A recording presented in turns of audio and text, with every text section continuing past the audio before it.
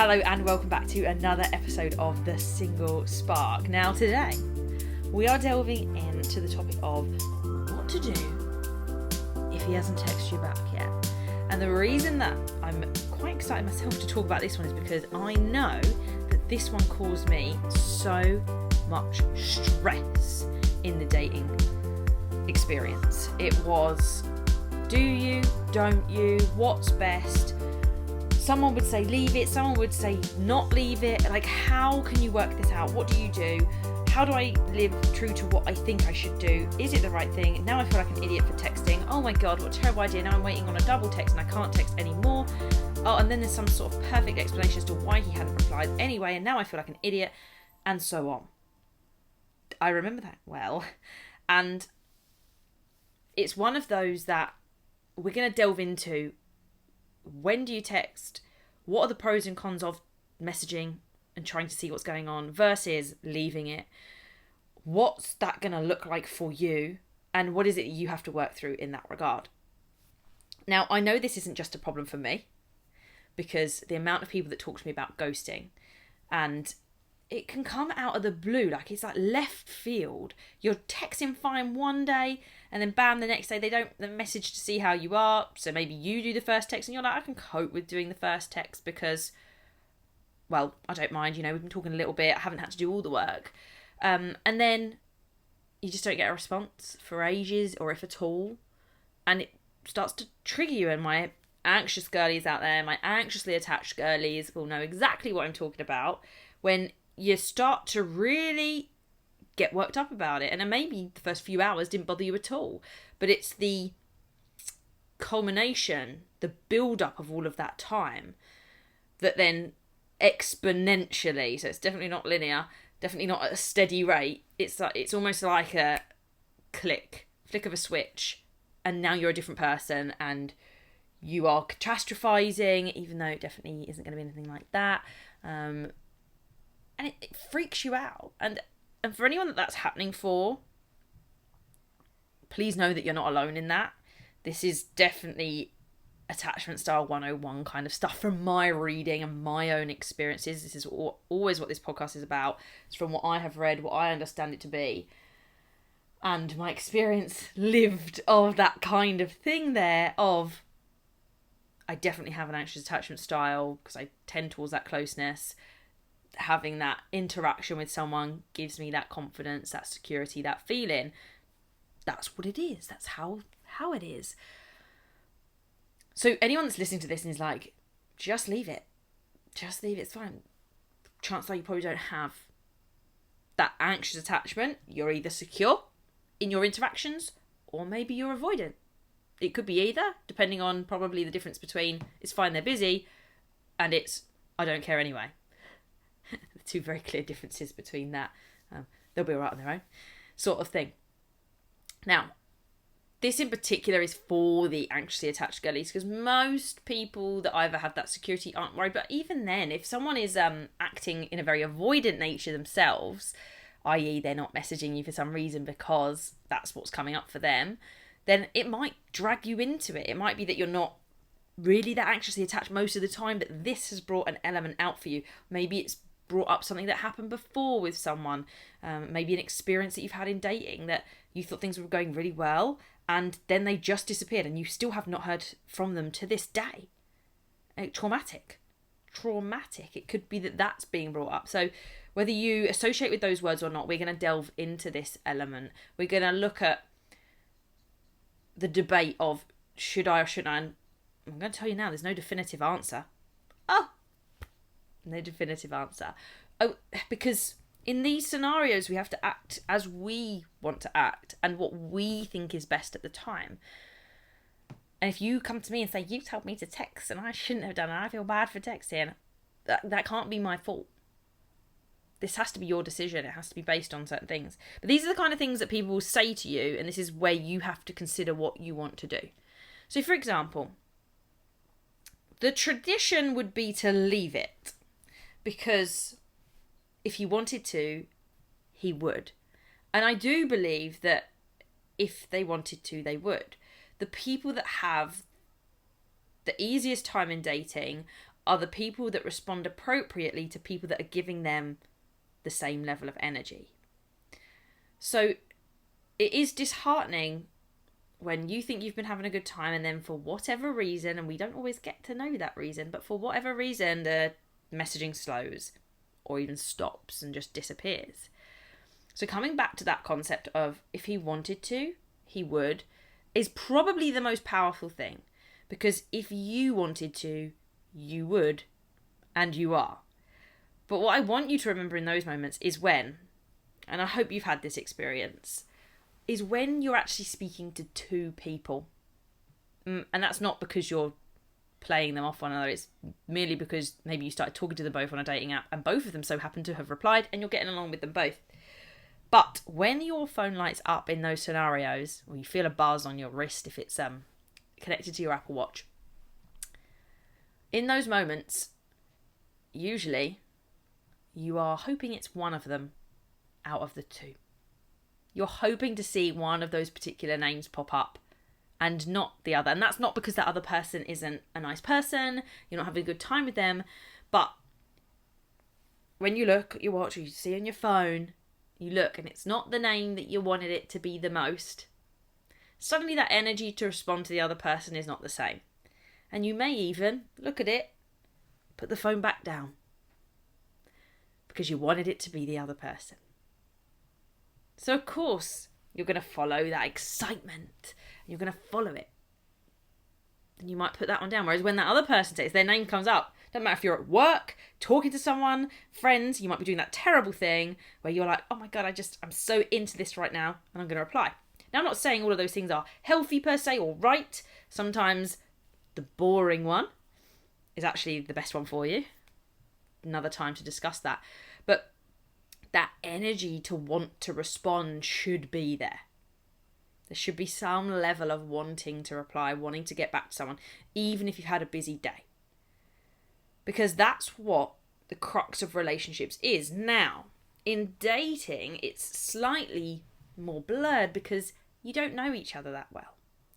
And this is where the if he wanted to, he would can be questioned because genuinely something might have come up.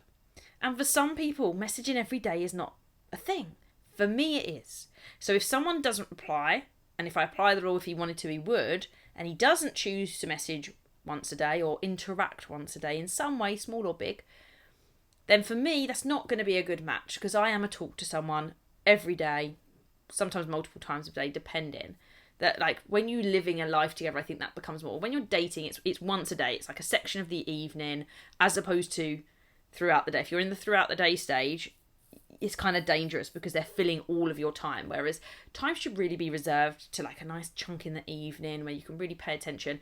The best scenario is to actually talk so you can get some of your time back. Otherwise your evening is ping pong messaging, whether it's texts, whether it's on the app still.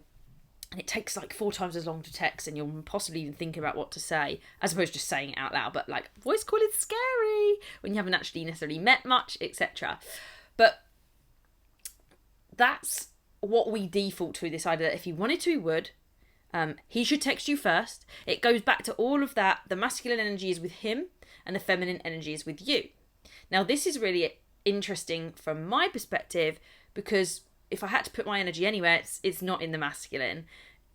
As a person, on the hut, she says, like wearing the pinkest, purplest clothes. We're not talking about clothing. We're talking about the way that we behave, the way that we act. If you've done any work with disc profiles or anything like that.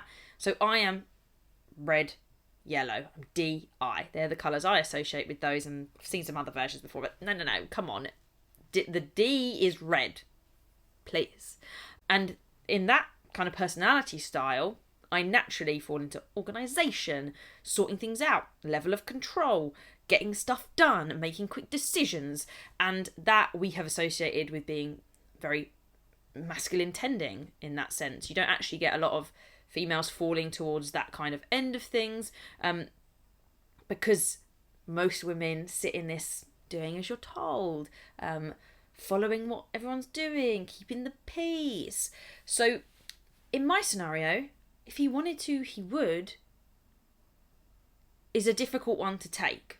Very difficult, in fact, because I'm like, I should be able to do something about this. And that doesn't mean get a response, but it's one of the things it makes you want to do.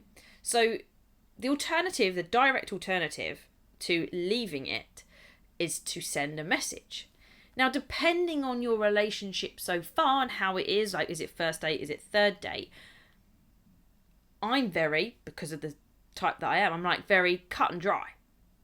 And then that comes across almost as like too pushy. But in my head, sometimes just getting to the point stops you from holding on for too long.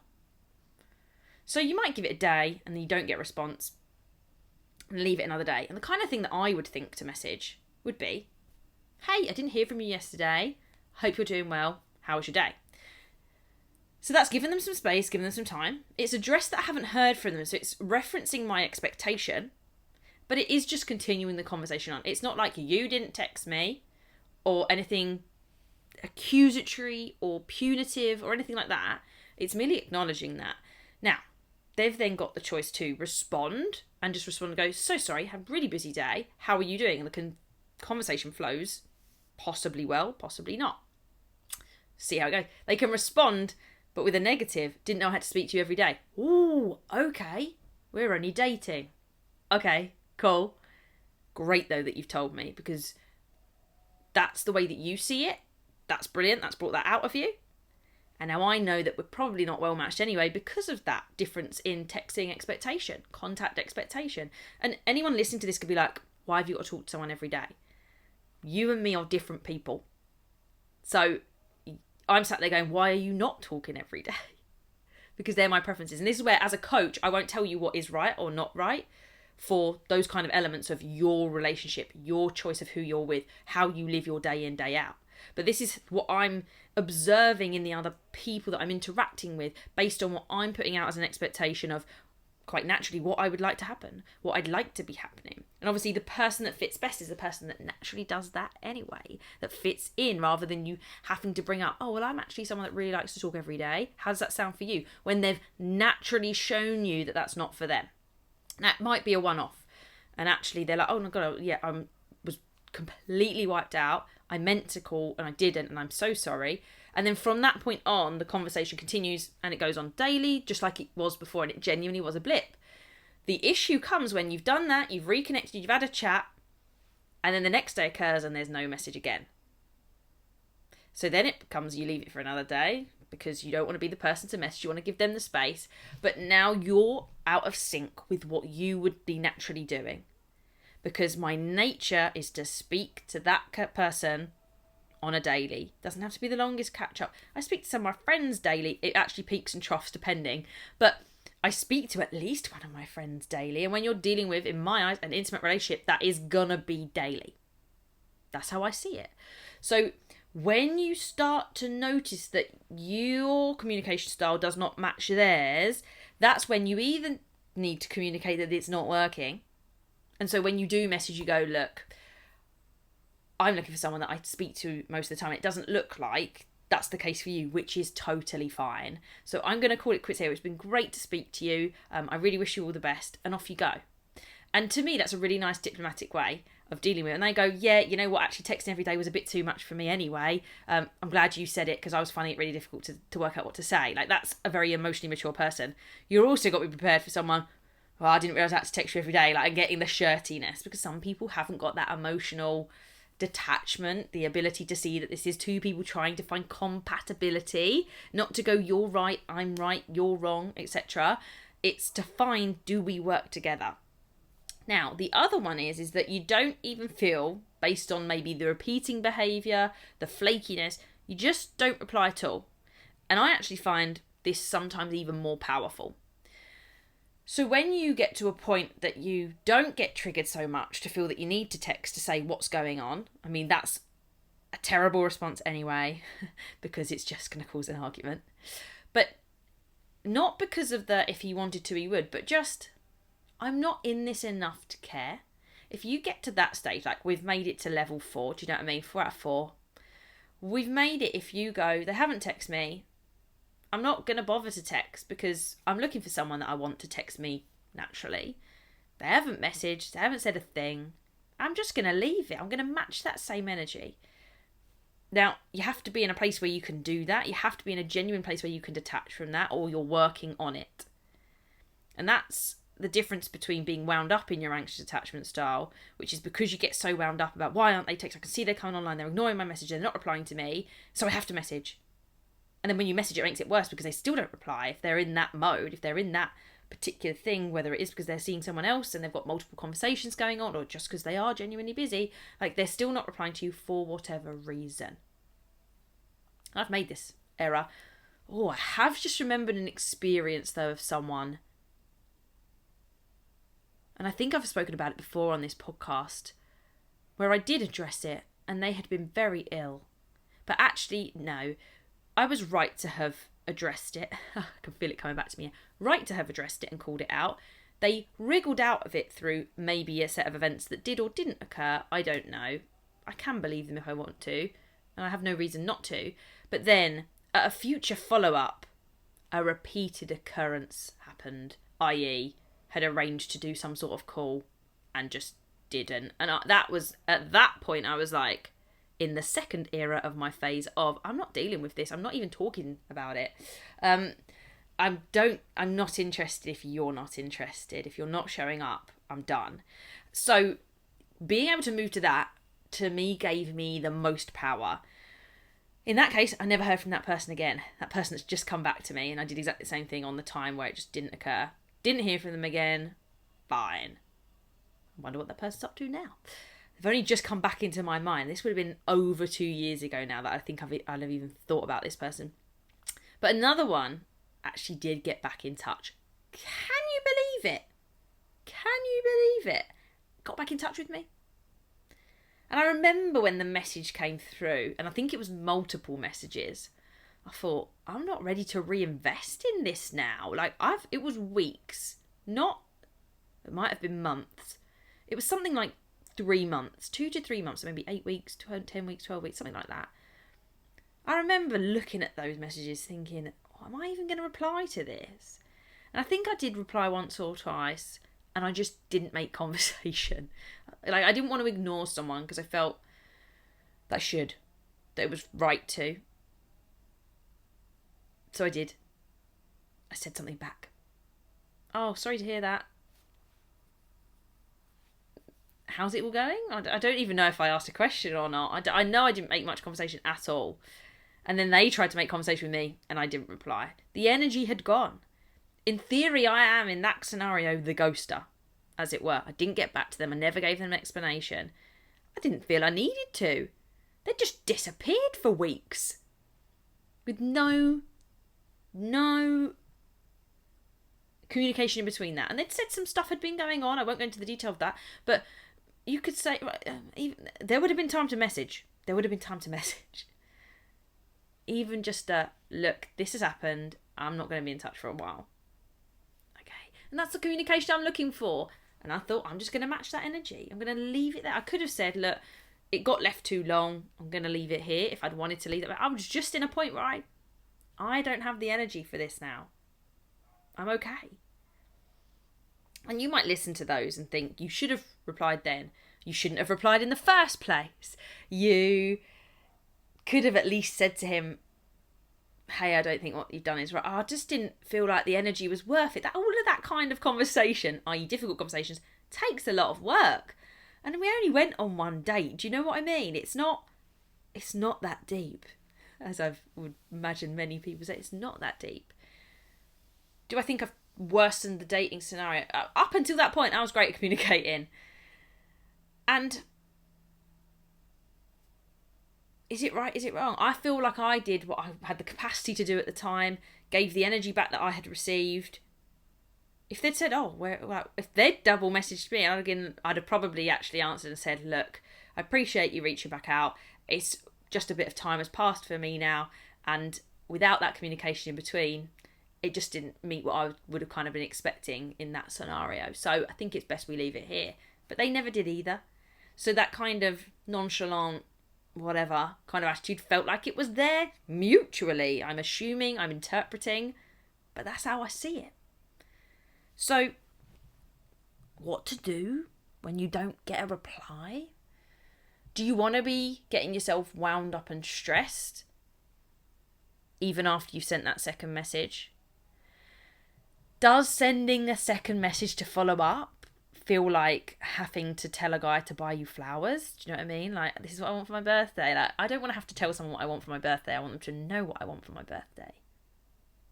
And the same goes for a message. That said, is it better to leave the scenario to message and observe after a couple of repeated instances of this that your communication styles just aren't the same and the expectations are different, and so acknowledging that is the emotionally mature thing to do? Or is it just best to leave it and see what happens, whether it's that they never message you again either, that you never message them again, or if they do reach back out, you do or don't have an ongoing conversation where you see how you feel about them. From my experience, I only ever did what I felt was good to do at the time. That doesn't mean it was the best thing to do overall. I felt I did things that I felt better after doing in the immediate aftermath. But in the long term, they weren't always the best feelings longer term, such as when you send that second follow-up text. You've just reset the counter. You go again through that experience of being ignored a second time, and that stress can increase and the rage can get there. But at the time I had to do them to feel those things and to get it out and to find out what the blooming heck was going on inside of me. Why do I feel this way when someone that I don't even know isn't responding to me? What the heck is this? And thank goodness those things happened, because then I could realise that they happened, read books about why they were happening, and work out what the blooming heck I was going to do about it. So, no definitive answer. If I had to say what I would do now, even in my preferred masculine energy, I would stick with that in the sense of, if you don't reply, I'm not replying either, sort of vibe. If you're not going to reply, I'm not going to be fussed by it. I'm getting on with my life. I think that's how I'd sit now, and that's how I was towards the end. Yes, there's a few other instances that have just come up in my mind with people that I dated for longer term. Oh, if you're not going to bother, I ain't here for it. The enough is enough point came out. It reared its head, and off I went. Just because you do one thing in a particular way, or you've done it and you go, oh, I just wish I hadn't done it that way, it doesn't make you a bad person. I'm going to disclaimer that there. We're all here learning. We never knew how to communicate, never taught. It's not a thing that's easy to teach. This is the learning. Being on the ground, doing it, making the mistakes, thinking, oh my God, what an idiot. Why did I send that message again? This has made me feel worse. What am I doing? Compared to this energy where you can see the difference in me describing it to you. I'm just going to match you. If you're not bothered, I ain't bothered either. I'm not going to go there. Can't be bothered. We're not invested enough to care beyond this right now. So if you're stepping back, I'll take that sign nice and clearly, crack on with what I'm doing and move on. And it can be easier said than done when you don't know what's going on, when you can't deal with all those feelings, when you are getting worked up. But treat yourself with care, that you're working on it, you're getting aware of it, and you can only control what you can do. So stop worrying about if they're going to text you back and worry about what you're going to do as a result of them not showing up in the way that you need them to be showing up in. Let me know what you think. Let me know how it goes with just letting it go, maybe at times, rather than following up, holding people accountable, sending another message. Until next time, everybody, keep sparkling.